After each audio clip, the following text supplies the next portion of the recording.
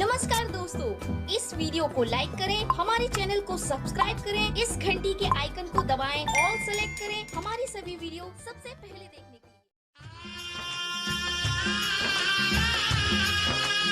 परछाई आपकी हमारी दिल में है, याद आपकी हमारी आँखों में है।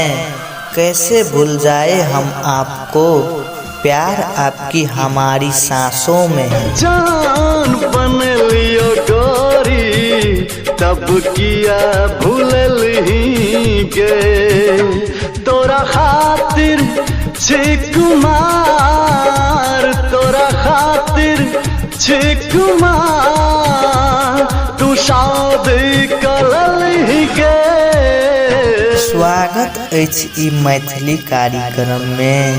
सब दिन जेका आजुक दिन अपन दर्द सुनाबक लेल हमरा संग पत्र पठाक साथ देने छथि सूरज कुमार कामती जी, जिनकर घर धनुषा जिला के पठेरवा गांव में अछि।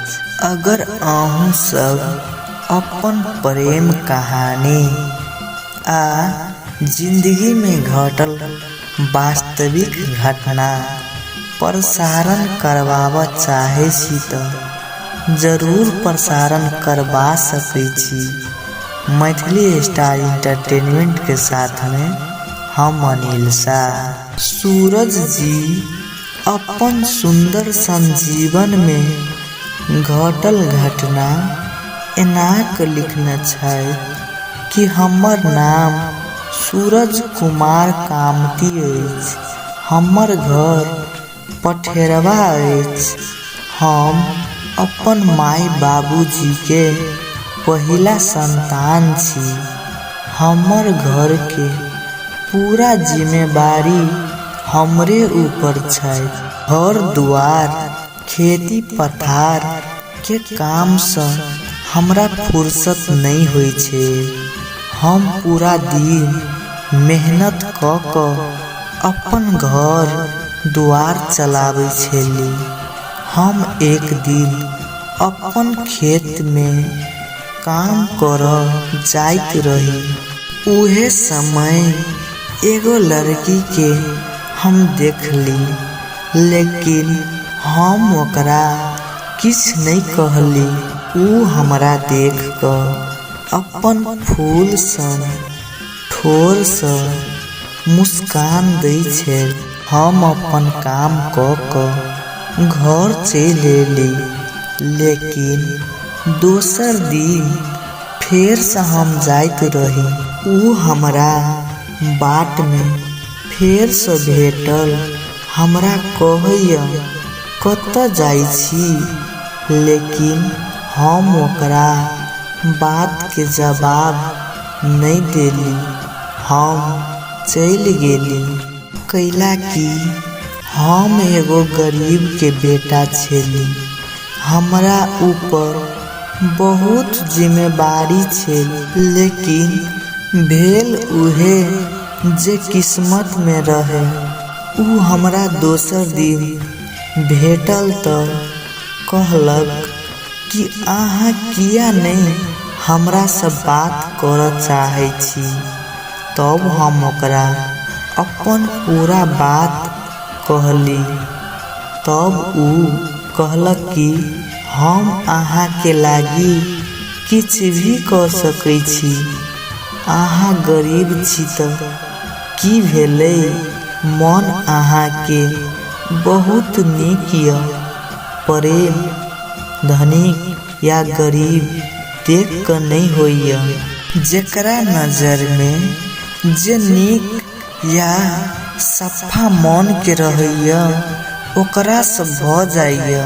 प्रेम नहीं कोनो जाति देखैया, नहीं कोनो धर्म देखैया।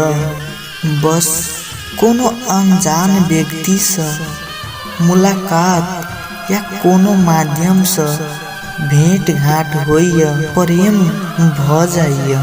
ऊ हमरा बहुत समझैलक। तब हम उनका प्रति माया बढ़त गेल। तब हम दुनू जना एक भ गेली।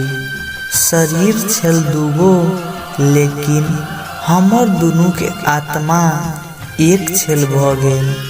बहुत प्रेम करे छली हम दुनू। बहुत नीक से अपन दुनिया के सजैने छली।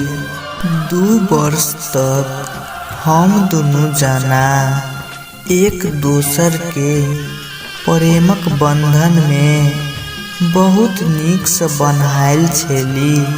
लेकिन किछ दिन के बाद में जब ई हमर दुनू के प्रेम के बारे में उनकर भैया बुझलक त उनकर भैया हमरा आबि क बहुत पिटलक आ उनकर विवाह दोसर से करा देलक। तब हमरा लागल प्रेम करनाइ एगो पाप मात्रे य।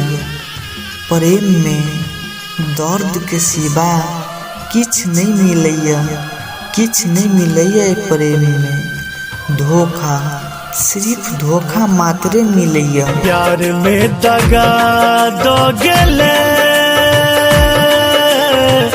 जोगे जानी की केले। प्यार में दगा दो गेले जोगे जानी की केले।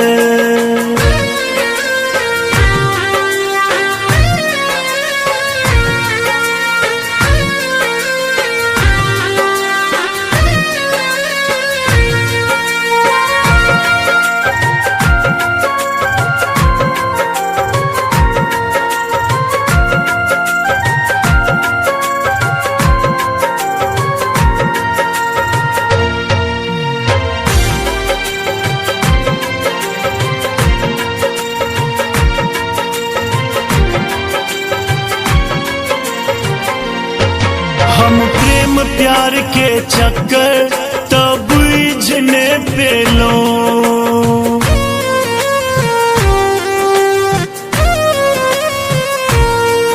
दिल बनल तो हर दीवाना हम प्रेम को ले लो। तू पागल बना क गेले जोगे जानी की केले। प्यार में दगा दो गेले जोगे जानी की केले। नमस्कार दोस्तों, इस वीडियो को लाइक करें, हमारे चैनल को सब्सक्राइब करें, इस घंटी के आइकन को दबाएं, ऑल सेलेक्ट करें हमारी सभी वीडियो सबसे